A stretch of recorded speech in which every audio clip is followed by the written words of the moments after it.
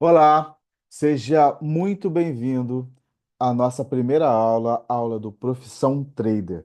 Para você que deseja se tornar um trader profissional, eu recomendo fortemente que você preste muita atenção daqui para frente e que você nunca desista de estudar.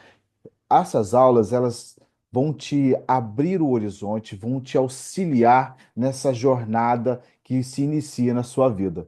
Mas lembre-se, se você quer se tornar realmente um trader profissional, você nunca deve parar de estudar.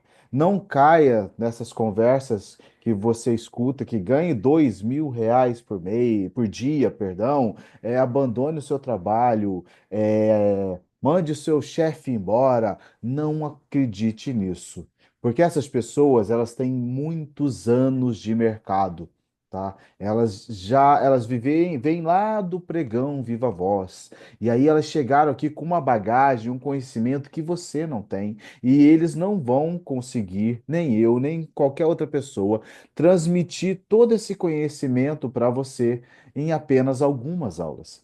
E a verdade é que você vai precisar estudar, entender como funciona, e depois, com o tempo, você vai se aprimorando cada vez mais e vai se tornando um trader consistente, tá? E por isso nós escolhemos chamar a nossa aula de profissão trader, porque quando você quer ser profissional de alguma coisa, o que que você faz? Você investe tempo, você investe em conhecimento. Para você ser um médico, você não faz uma faculdade, depois você faz residência e depois você se especializa, você vai ser um advogado, você faz também a faculdade, você depois escolhe a área de atuação e você se especializa nela e vice-versa. Em qualquer profissão da sua vida, para você ser bom, você precisa se dedicar. Sem mais delongas, vamos lá. A nossa primeira aula é a aula de introdução básica ao mercado financeiro, tá?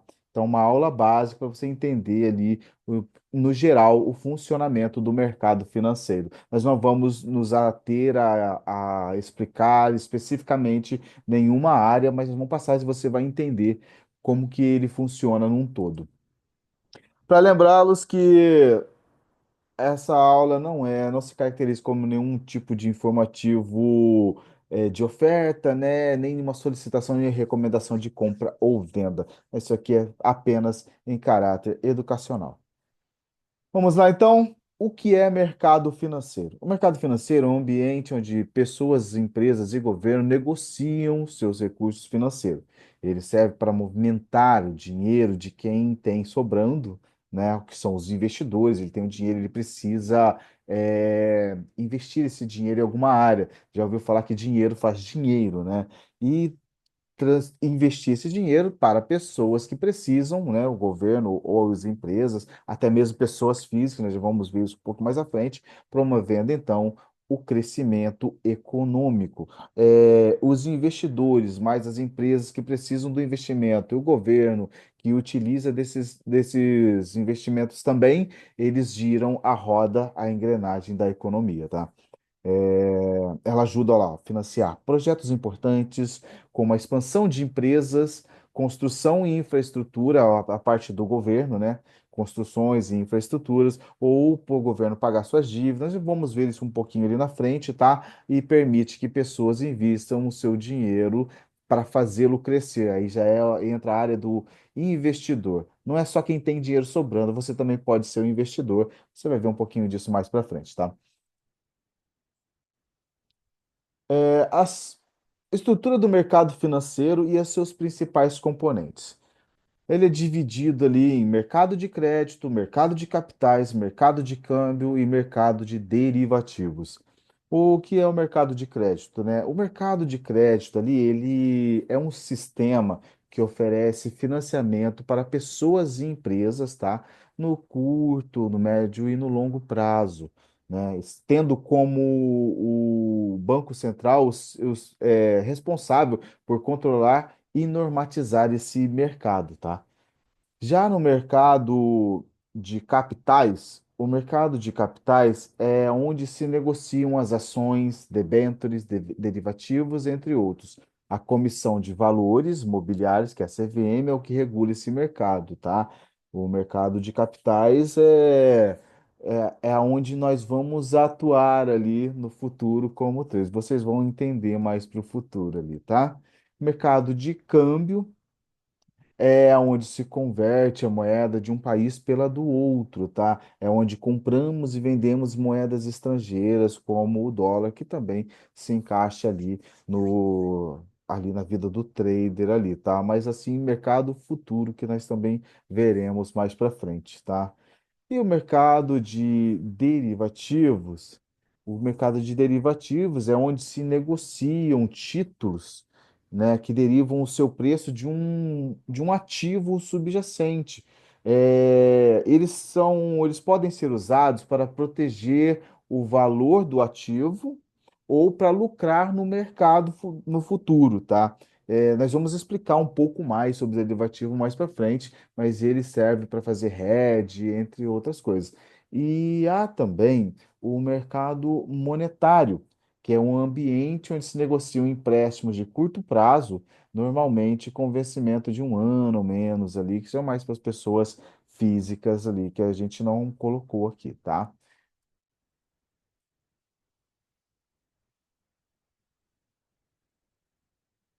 Nós vamos falar agora sobre o Bacen. O Bacen, ele é o Banco Central, né? Ele é uma autarquia federal vinculada ao Ministério da Fazenda, que tem como objetivo garantir, né, a estabilidade ali do poder de compra da moeda nacional. Você vê sempre falando sobre o BC, né, que é o Banco Central, e ele atua também, né, com bancos como Caixa Econômica, administradores de consórcio, cooperativas de crédito, corretores, distribuidores, instituições de pagamentos e demais instituições não bancárias. Ele está ali para supervisionar todas elas, tá? E a CVM, né? A CVM também é uma entidade autárquica, né? E ela é vinculada ao Ministério da Economia também. Ela foi criada em 1976. A função dela é disciplinar, fiscalizar, e principalmente, né, fiscalizar e ajudar no desenvolvimento, né, do mercado de valores mobiliários no Brasil. Ela fiscaliza ali fundos de investimento, as bolsas de valores e as mercadorias e futuros, tá? Ali, né, como a gente já viu aqui, ela fiscaliza o mercado e protege investidores contra a fraude. Ah, outra curiosidade, o Bacen e a CVM, elas obedecem ao Conselho Monetário Nacional, a CMN, que é um órgão assim normativo, tá? E o Sistema Financeiro Nacional, SFN, opera sobre as regras estabelecidas pela, né, a CMN, que é o Conselho Monetário Nacional, pelo Bacen e pela CVM. O Conselho Monetário Nacional são onde tem o presidente do Banco Central, os seus conselheiros, que você já deve ter ouvido falar já bastante, né? Hoje é o Campos Neto e para o próximo ano será o Galípolo, né? Agora de 24 para 25. Eles é que atuam ali nas taxas de juros, decidem. Então é a CMN, é o conselho que se junta e analisam todos os indicadores econômicos, tá? E assim eles decidem sobre as taxas, onde eles vão atuar ali sobre a moeda, o valor da nossa moeda, entre outras coisas mais. Não vamos aprofundar muito, mas eu aconselho vocês a procurar mais sobre o assunto e se aprofundar, porque é muito interessante. As instituições participantes. As instituições participantes são a Bolsa de Valores, B3, né? É o local ali onde acontece, né? Onde acontece a mágica. É onde todas as ações de todas as empresas são listadas na bolsa e estão ali na B3, tá? A B3, ela foi criada a partir da fusão de três empresas, mas antes disso, Originalmente, ela foi fundada em 23 de agosto de 1890 por Emílio Rangel Pestana, e o nome dela era Bolsa Livre, tá? Ó, 1890, aqui no Brasil. E lá ela oferecia serviços até então inéditos, como compra e venda de títulos e a intermediação em operações bancárias. É muito legal vocês também pesquisarem, vocês vão ficar surpresos. É muito bom. E quem puder, dê uma pesquisada como era o pregão Viva Voz, a loucura que era aquilo, né? Eu não participei disso, né? Eu tenho quase 50 anos, 45 anos, mas não cheguei nem perto disso, tá? Outra coisa interessante, a B3 hoje, como nós conhecemos, ela foi criada a partir da fusão de três empresas, tá? Que é a Bovespa e a BMEF, que é a Bolsa de Mercadoria e Futuros. Aí elas juntaram os seus negócios em 2008, tá? Primeiro a Bovespa e a BMEF, que é a Bovespa de São Paulo e a BMEF. E depois disso, né? Eles se uniram à CETIP, Central de Custódia e Liquidação Financeira de Títulos. E em 2017, então, criaram a B3 como você conhece hoje, tá? Os outros são bancos comerciais e de investimentos que você já conhece, né? Os bancos tradicionais, que eles conectam o dinheiro de quem precisa, oferecendo empréstimos e serviços financeiros. Eles também, né? Tudo isso faz parte, né? Do mercado financeiro. E as corretoras e distribuidoras, tá? Essas que a gente vai se atentar um pouco mais, né? Porque as corretoras, elas são instituições financeiras, né, que elas atuam ali, né, no mercado financeiro, facilitando o acesso ao mercado de pessoas físicas, permitindo que nós possamos comprar ações e outros ativos que nós não conseguíamos antes, tá? Os mortais como nós não conseguiam trabalhar, não tinham muito acesso então, com ao passar do tempo e as mudanças que ocorreram no mercado financeiro, nós, pessoas físicas, nós conseguimos adentrar ao mercado financeiro, até então desconhecido para a maioria de nós e até hoje desconhecido para muitos. Tá? Elas desempenham um papel fundamental para que os investidores tenham acesso a uma ampla gama de ativos e títulos. É impressionante, tá? Elas oferecem serviços, né? Do tipo as plataformas de investimento online, que são as que a gente usa para fazer as operações, tanto de day trade como swing trade, position, são feitos nessas plataformas.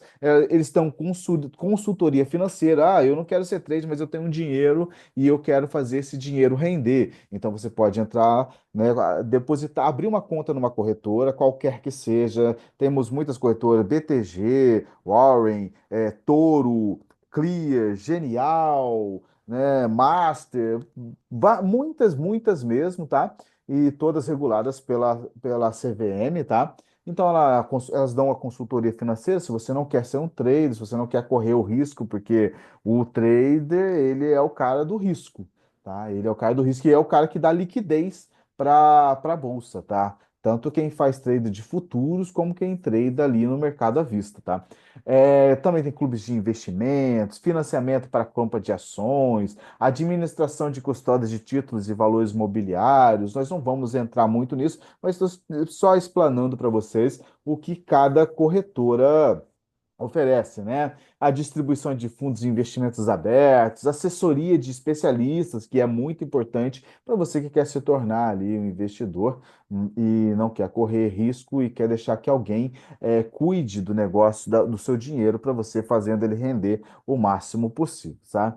E também elas nos avisam sobre novos produtos ali, tá? Elas são autorizadas pelo Banco Central, sujeitas às fiscalizações pela CVM, tá? E uma curiosidade aqui, ó, até 2009, as distribuidoras só podiam negociar ativos de renda fixa, enquanto as corretoras podiam negociar ativos de renda fixa quanto variável. E aí, em 2009, a CVM e o Banco Central permitiram que as distribuidoras também negociassem ativos de renda variável, que acabou com a diferença entre as duas. Quer dizer, hoje são idênticas. Você não vê ninguém mais falando Clear corretora e vou dar, isso é só um exemplo, e Master distribuidora. Não, não tem mais isso. Você só vê Clear e Master. Tá? Não estou falando que uma seja uma coisa e outra seja outra. Só estou dando um exemplo para você. É muito interessante. Vamos continuar. Produtos financeiros. Os produtos financeiros. Ações, né? Os exemplos de produtos, né, são ações, pequenas partes de empresa que qualquer pessoa pode comprar, fundos imobiliários e investimentos em imóveis sem precisar comprá-los diretamente, renda fixa, CDBs, LCIs, entre outros, tá? Que oferece os rendimentos, né, previsíveis e derivativos e contratos baseados em ativos usados para proteger ou alavancar investimentos. As ações, elas representam uma parte de uma empresa que são adquiridas no mercado à vista. Você já deve ter falado, né, ações da Petro, da Vale, etc e tal, que são as blue chips, as principais, né?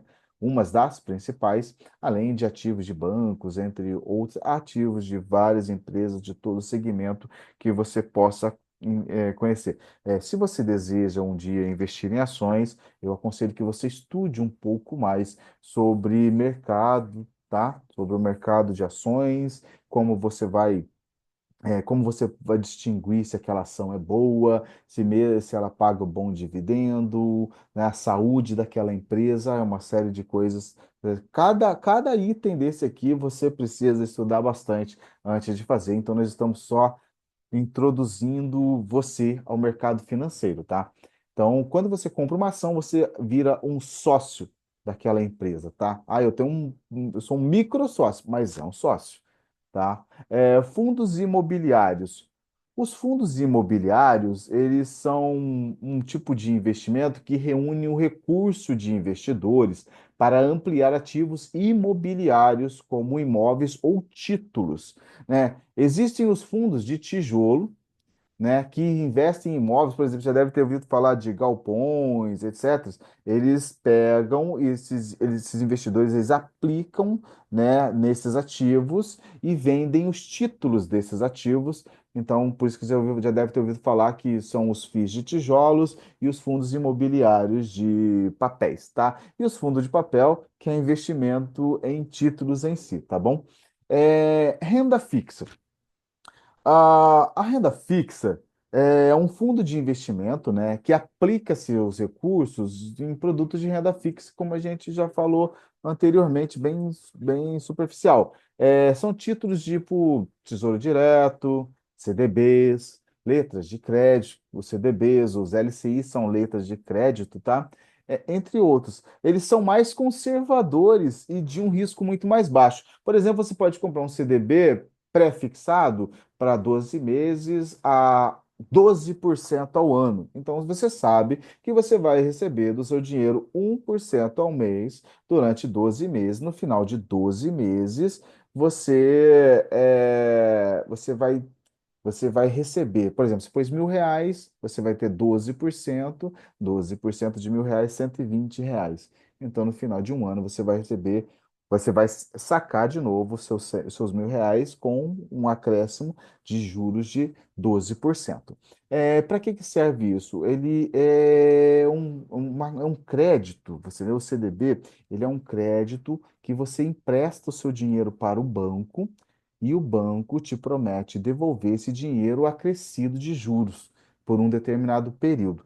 Existem vários períodos, não só de 12 meses, 24, 36, 5, tá? O Tesouro Direto, a mesma coisa, só que o Tesouro Direto já são prazos mais longos. Tem tesouro até de 30 anos, tá? 10 anos, 20 anos, 30 anos, 5, eu não tenho certeza de 5 agora, perdoe-me. Mas aí, então vamos lá. Os derivativos, para a gente encerrar essa parte, são contratos financeiros entre duas partes, onde os investidores acordam um preço e a quantidade de compra ou venda, né, desse ativo, desse produto, né, em um prazo futuro. Eu vou dar um exemplo para vocês. É, um produtor que planta soja, né? Você já deve ter ouvido falar, pô, a safra 2025 vai ser recorde. Você fala, ué, mas eu estou em 2024. Como é que ela vai ser recorde? A safra 2025 já está toda vendida. Fala, mas como assim? Se está na terra ainda. Vou dar um exemplo, eu não entendo muito do plantio, mas vamos dar um exemplo que o produtor, ele tem uma área, não sei quantos hectares, e nesses hectares ele vai plantar X, né, 100% de soja. Ele vai plantar, plantou em novembro, para colher em fevereiro, março. Final de fevereiro, começo de março. Então, ele já calculou ali, tem um cálculo que eles fazem, que naquele hectare dele vai render, sei lá, 100 toneladas. Essas 100 toneladas, elas já bateram um recorde, porque na safra passada, que ele fez passada, essa mesma área rendeu 90, e dessa vez ela vai render 100. E a China já comprou tudo. Aí você fala, tá, mas como é que eles pagaram? Como é que ele tem certeza do que vai receber? E como é que a China tem certeza de que vai pagar um preço justo? Aí você pensa, com o dólar hoje a mais de R$ 6, podendo chegar em março do ano que vem a 7. Então você fica pensando, então, e nesse caso são usados os derivativos. O DI é um desses derivativos, tá? Que são os juros futuros. O que que eles fazem? Eles pegam o valor, vou te dar um exemplo. Hoje custa R$ 6. Aí é usado um cálculo financeiro ali, um cálculo, e nesse cálculo eles vão imaginar que o dólar pode chegar a R$ 7,50. E nós vendemos, né, toda a nossa exportação é feita em dólar. Então, a China concorda em pagar um valor X%, né, de imposto sobre aqueles R$ 6. Aí eles vão falar assim, ó, vai ficar em 7,15. Então a China concorda pagar R$ 7,15, né, num dólar, pra, pelo preço daquele produto. E o produtor também aceitou receber 7,15. Isso em março do ano que vem. Então, tá de comum acordo ali. Então, o que que acontece? Eles conseguem quem vendeu se protege e quem comprou também se protege da flutuação cambial.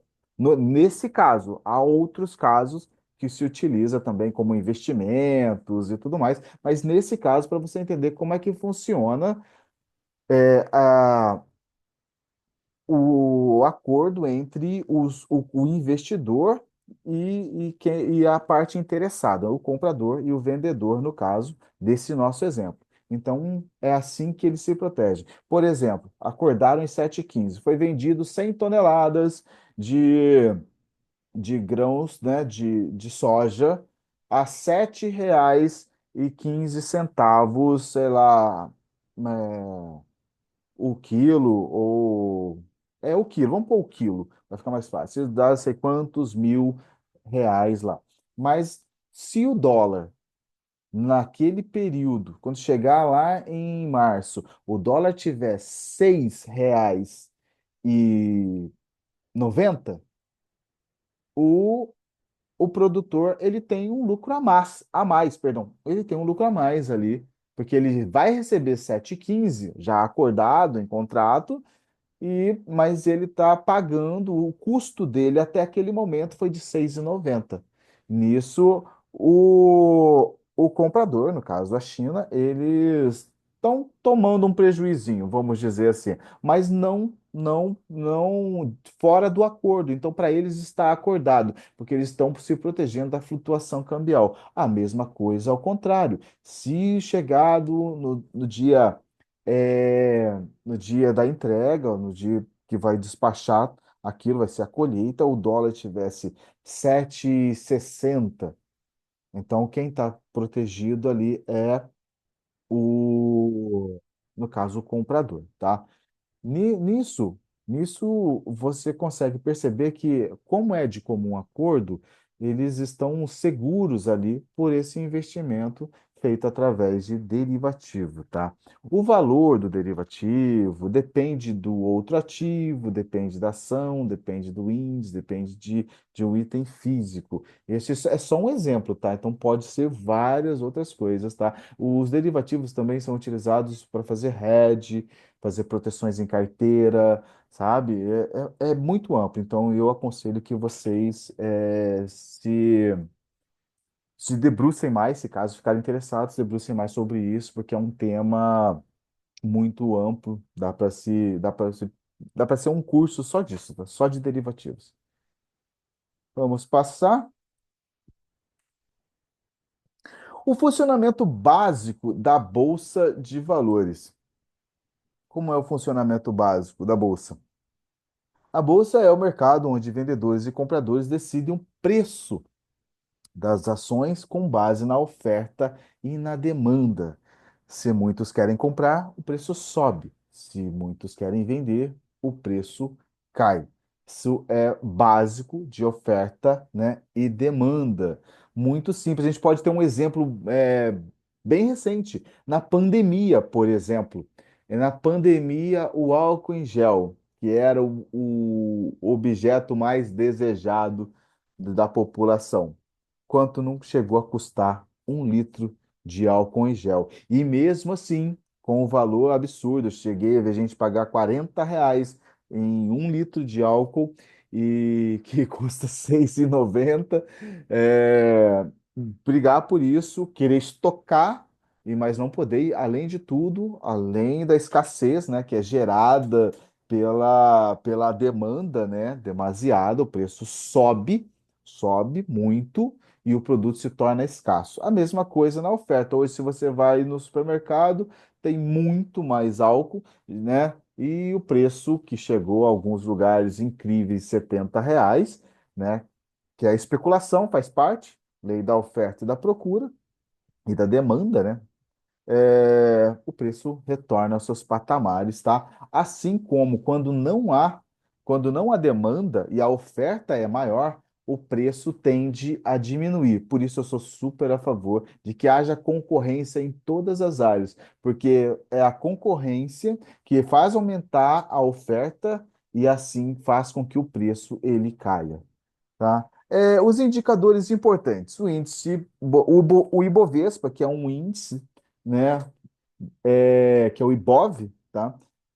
Que mostra o desempenho médio das principais empresas da Bolsa e o volume, né? O volume que indica ali o quanto as pessoas estão comprando ou vendendo esses ativos, né? O papel do investidor. Como começar, né? Qualquer pessoa pode investir. Primeiro é necessário abrir a conta na corretora, como a gente falou antes, que a coisa você volta e dá uma olhadinha ali na corretora. É, E aí você identifica o seu perfil, você vai passar por uma triagem ali, eles vão fazer umas perguntas para ver como é que é o seu perfil, se você é conservador, moderado ou arrojado. O arrojado é o cara que corre mais riscos. Um day trade, um day trader, ele é arrojado, tá? Porque ele corre riscos o tempo inteiro, tá bom? Não há uma receita de bolo para o trader. Hoje o mercado está de um jeito, amanhã está de outro, o indicador está mostrando uma coisa, está mostrando outra. Aí, ou quando eles estão todos alinhadinhos ali, o mercado numa tendência ou de alta ou de baixa, aí vem o nosso ministro da Economia, fala uma coisa, o mercado se estressa, tudo cai, o dólar sobe, bolsa sobe, dólar cai. Então, ele é arrojado. O trader, ele é arrojado, tá? Por que eu investir? Por que que se investe? Você investe para se proteger da inflação, porque a inflação ela desvaloriza. Se nós pegarmos desde o início do Plano Real até hoje, eu não sei o percentual exato, mas a nossa moeda desvalorizou muito mesmo. Nós chegamos a ser pareados com o dólar 1 a 1 no lançamento do Real. Para quem não conhece, antes do Real, aí, se não me engano, era Cruzeiro Novo.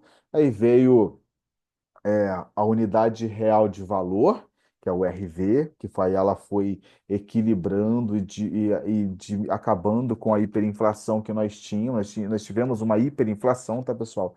Onde o dinheiro não valia nada, tá? Eu me lembro quando criança que minha mãe esperava meu pai no dia do pagamento, ela esperava meu pai com a lista de compra prontas, basicamente no portão. Meu pai nem entrava. Ele chegava, deixava o dinheiro com ela, ela corria para o supermercado e enquanto ela estava fazendo compra, as pessoas já estavam etiquetando e trocando o preço. Isso era hiperinflação, coisa que os jovens de hoje não vivem, tá? E também você investe para alcançar metas, né? Metas financeiras. Por isso que é muito importante começar a poupar já desde pequeno. Nós não temos essa cultura, né? Mas seria muito importante que você possa comprar alguma coisa para você, uma casa, um carro, ou se aposentar mais cedo. E para a gente finalizar, as tendências e os desafios do mercado brasileiro.